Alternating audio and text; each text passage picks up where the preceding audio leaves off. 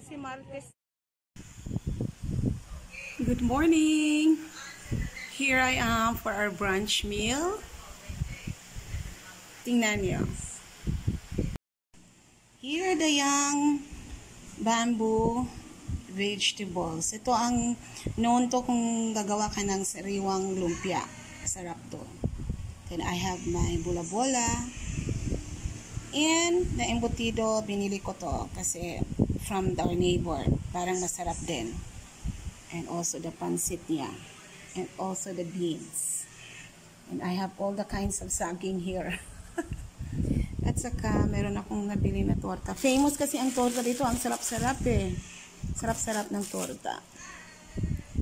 Yan. And the mango. Ito po. Lord, we thank you for this food. Bless this food. Sanctify this food, Lord, that will give us nourishment to our physical bodies. In Jesus' name, amen. Yan po. Kain tayo. Kain na tayo. Batong ba nang batong? Ayan na lang. Batong. Lata man. Nalata. Lata dito ang batong. Nalata pagkahimo. Ito. Mukbang kain tayo. Mukbang. Mukbang food. Ito yung bamboo. Usually makabili ako dito pag Tuesday. Bihira kasi itong ilalako, kada bahay. Bihira ko siyang makita. Pero pag Tuesday, andi yan sa tabo. Itong bula-bula ko. Harap.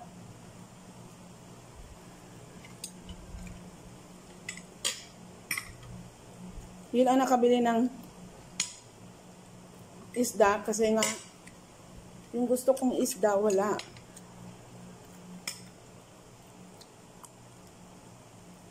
Hindi siya lumabas ngayon. Magawas. Ang Ikaw, kung ako sabo. Utos lang ako.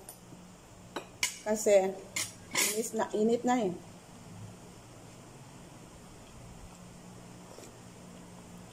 Milk ako ngayon. Wala kasing coffee na ubusan.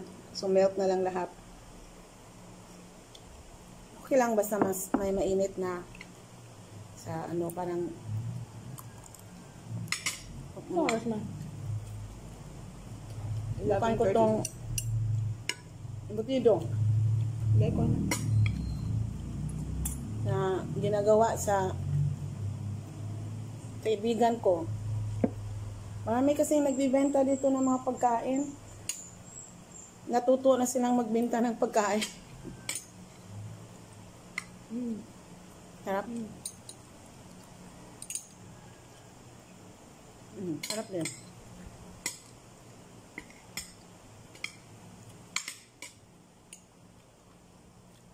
Meron akong nakitang recipe ng embutido. Gusto kong gagawin yan kasi yan lang hindi ko na gawa. Pero yung sister ko, yung kapatid ko, nasa Canlaon City. Trabaho pa yan, nutritionist yan, nagtrabaho sa Department of Health. Talagang merong time siya magawa ng embutido at saka yung chorizo. Skinless chorizo, ang sasarap. Para atang buong Canlaon City nasa kanya bumibili.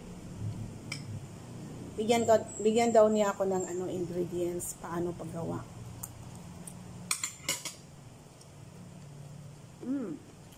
Harap. Last Sunday nga, meron akong kliyente. Taga ko na yung kliyente. Pero taga dito rin, taga Ginatilan. Dahil nga sa larang kong ginawa, paggawa ng larang kasi, may bakasyon man siya dito. Ayun. Kasi, sarap talaga dito. Mura lang. Pero ang isda, mahal. Lalo na yung isda na may, ano, may, yung malaking mga isda, mahal-mahal talaga. Pero yung mga, usually galunggong, yung mga tamarong, mga 100 plus, pero fresco.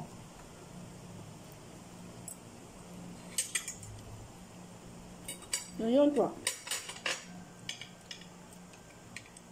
Tingnan ko yung gawa ng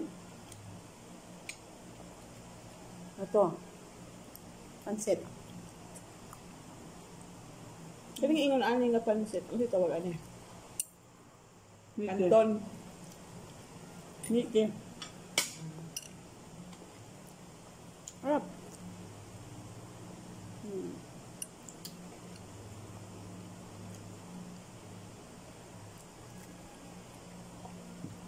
Sa daming saging dito. Maano ka talaga sa mga saging. May green, may yellow, may pula.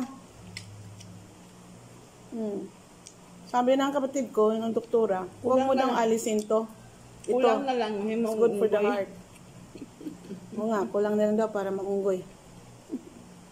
Wala na kasi kung oras na, magprito sana ako ng yung kardaba. Wala nang oras eh. Gutom na. Huwag mong kukunin to. Sari mo to sa kain. It's good for the heart. Yung anong kuhaan man imong tumoy. Okay. Expose man siya. Expose.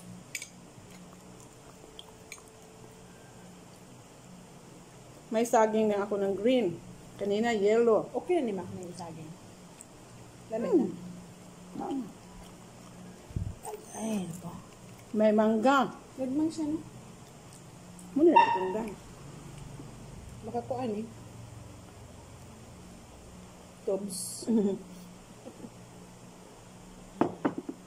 Pende. Ha? Sampo din.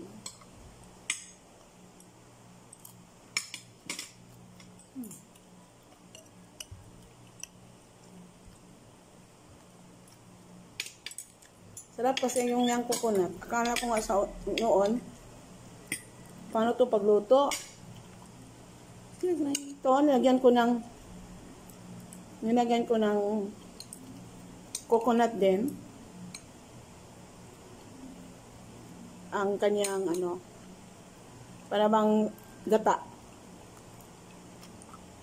Sarap.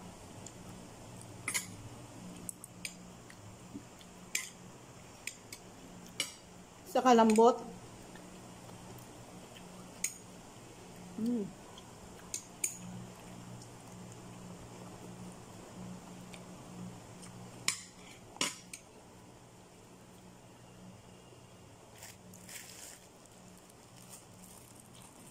Sana lang. Dessert na ka ma? Yeah. Para magtata. Ito, order to. Kasi pag fiesta, marami itong, lalo na pag fiesta, ito ang torta sa Ginatilan.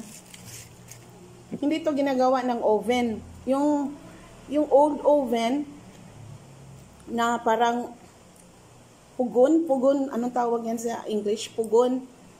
Doon nilagay ito. Kaya masarap. Kahit anong ilang araw to, hindi, lalo na pag the more the days na tatagal, the more sasarap siya. Lalo na kung yung iba, lalagyan daw ng tuba.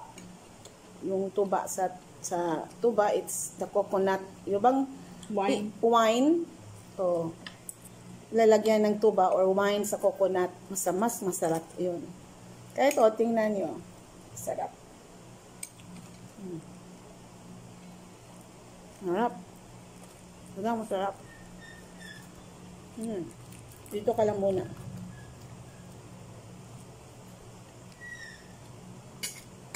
So, ngayon, mainit ngayong araw, baka mamaya ng, kasi, buti lang hapon, na-sustain ang araw. Minsan kasi paggabi na, paghapon na, may aambon. Grabe. I hope morning, hindi maulan kay mag-jogging ba? Nag-isipan ko na nga yung second attempt ko mag-walking. Yun.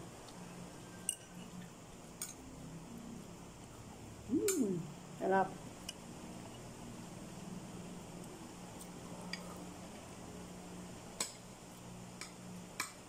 Sarap.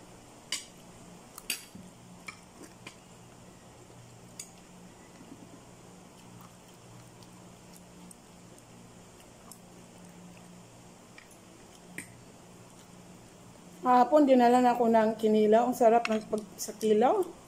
Dinuguan. Tsaka dinuguan. Kaya lang hindi ako kumakain ng dinuguan na. Ang kilaw, ang sarap.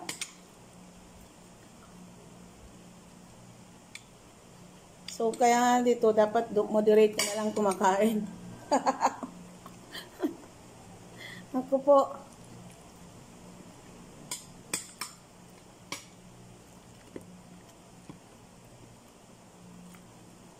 Yun. So,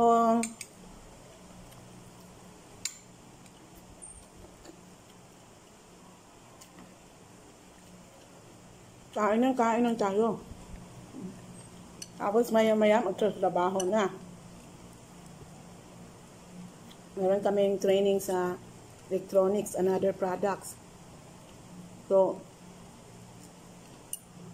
yan ang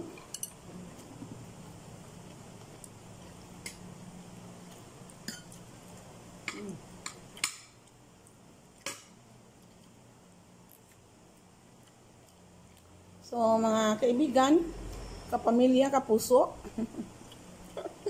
Kaya nga wala ng ABS, no? Pero kapamilya pa rin. Hindi yan mawawala yung kapamilya. Kasi ang tatak Pinoy yan eh. Ang tatak Pinoy, maalagain, generous, mapagmahal, very compassionate. Yun ang tatak Pinoy. Kaya nga, known tayo sa buong mundo. Kasi when we work heartily talaga. Bakit tayo kung dito sa Pilipinas, hindi nag-work heartily? Dahil nga taga. That's what you think.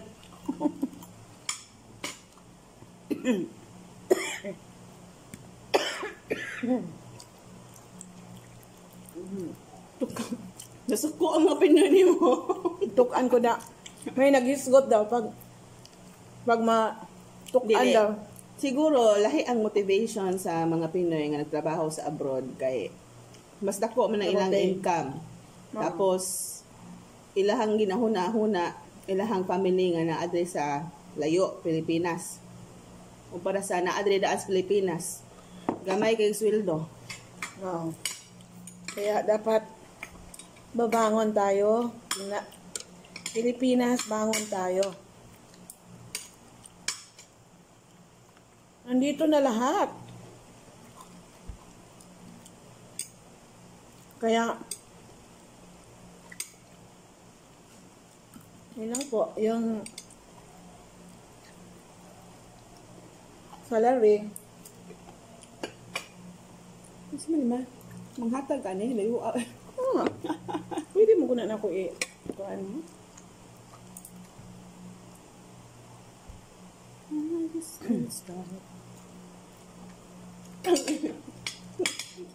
Kaya nga, imo ganing. Ano naman?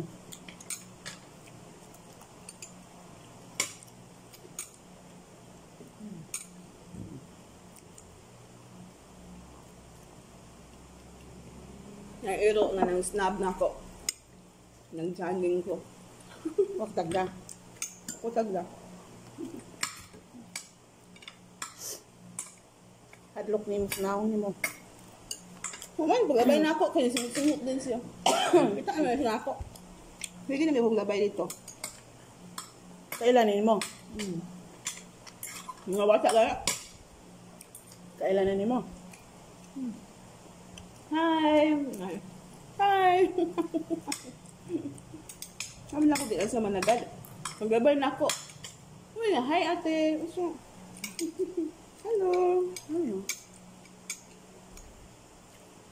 So, we are on the talagang electronics na, no physical. Yung sa amin na nga kahit yung commission namin, no physical check na it's electronics goes to your account, and then pati yung sa non-life kasi mag-i-issue sila ng cheque. There's no physical check na, electronics na lahat. Kasi we don't know what's going on. Diba nakikita niyo? JCQ ngayon, ACQ naman kinabukasan. After, mag-JCQ. Tapos, mag-ACQ. So, it's not really stable. Talagang hindi na yan babalik sa normal. The new normal ngayon is a digital platform. Ang mga lahat nagtatrabaho sa digital na. So, dapat nga matuto tayo. Talagang nosebleed. Nosebleed talaga. Kasi, yun nga ang sabi ko, once magkamali ka na ng isa, babalik ka naman ulit. So, sakit sa ulo. Iba kasi pag nasa office ka, you can see people smiling, naka-interact. Ang hirap, nandyan ka lang sa yung ano mo, yung netbook mo or computer, ano dyan. Nandyan ka lang palagi. Hindi siya resort. Mag-adjust lang ka naman. That's the new normal. Adjust lang talaga. Ganun talaga.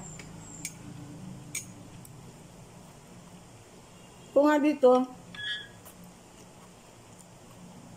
itong pagluto, maghugas, adjust ko lang din yan kasi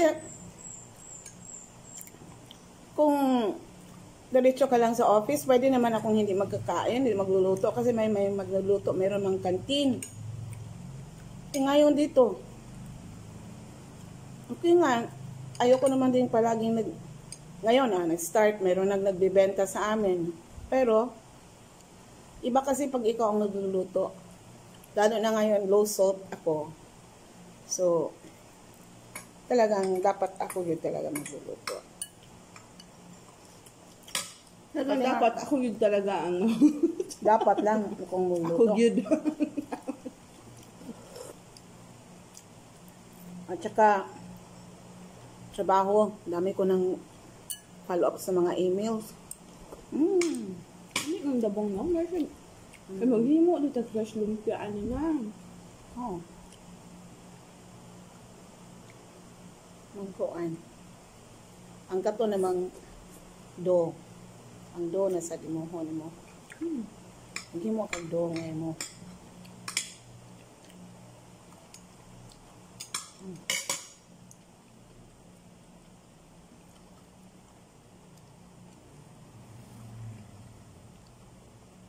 So, dito na lang po ako. Thank you for watching. Sa mga mukbang kong kinakain ngayon, mukbang food. Iba-iba. Gulay, prutas, kung ano-ano na dito ang kinakain ko. Bye! Pleasant Tuesday! God bless! Please don't forget to subscribe and like.